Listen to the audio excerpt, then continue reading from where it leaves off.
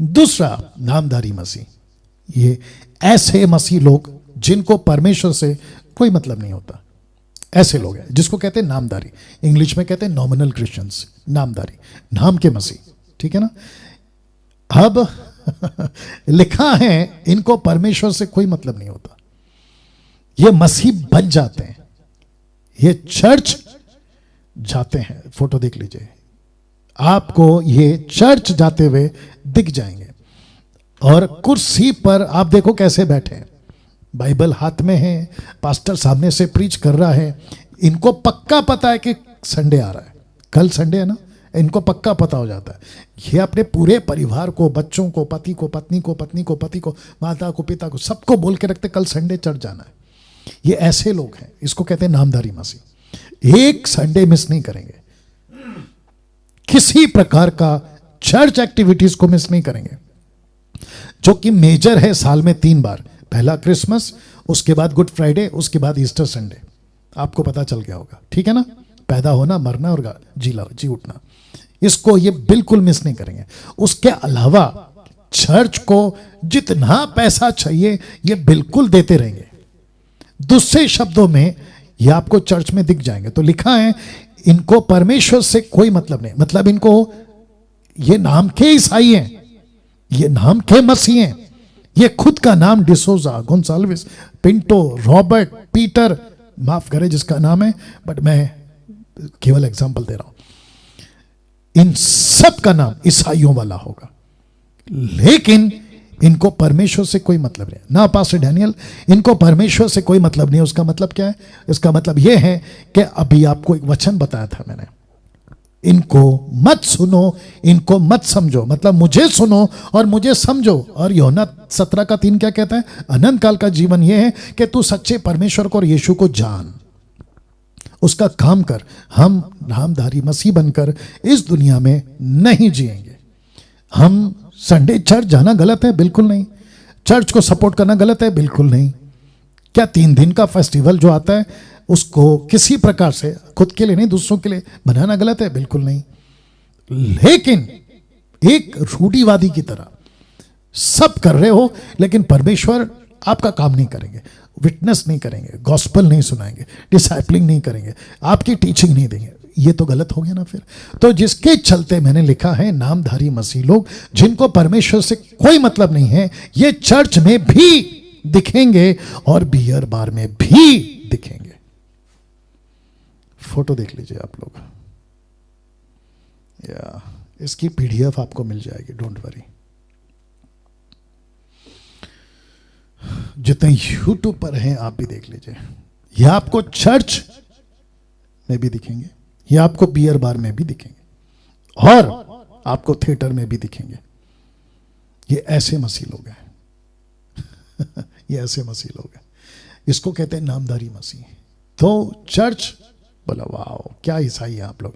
दूसरा beer bar, अरे चलता है। फिर थिएटर, वो चाहे किसी की भी पिक्चर हो, फर्स्ट रिलीज जिस दिन रिलीज हुई, फर्स्ट डे फर्स्ट शो।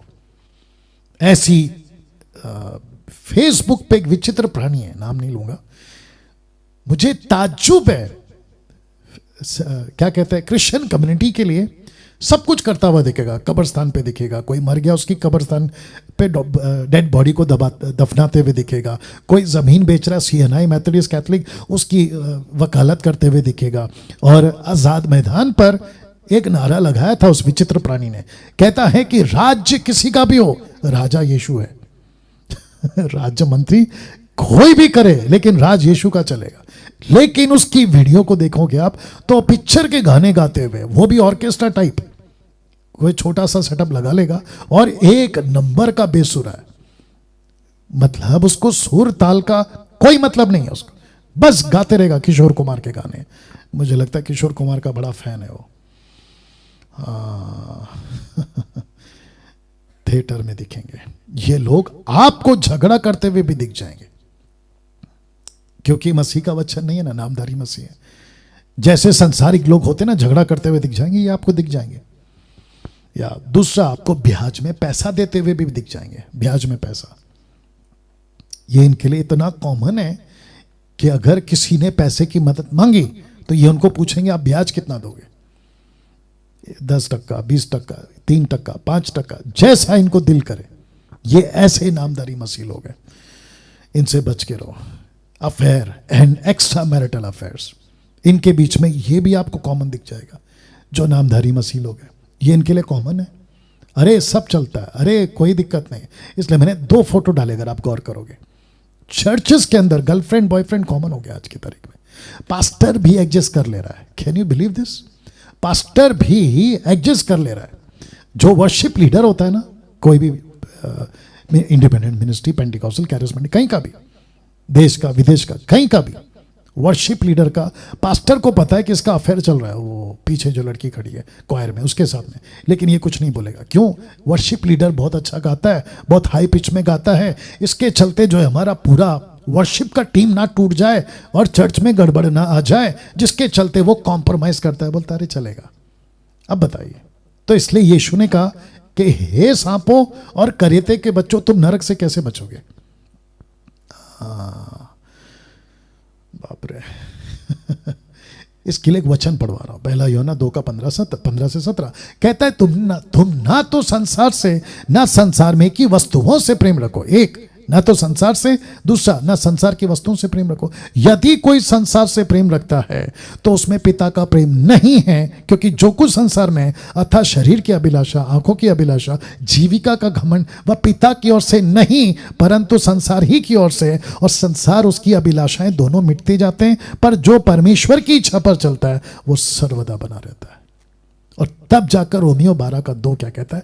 इस संसार के सदस्य ना बनो, कस्टमर ना बनो, परंतु तुम्हारी बुद्धि के नए हो जाने से तुम्हारा चाल चलन भी बदलता जाए, जिससे तुम परमेश्वर की भली, भावती और सिद्ध इच्छा अनुभव से मालूम करते रहो।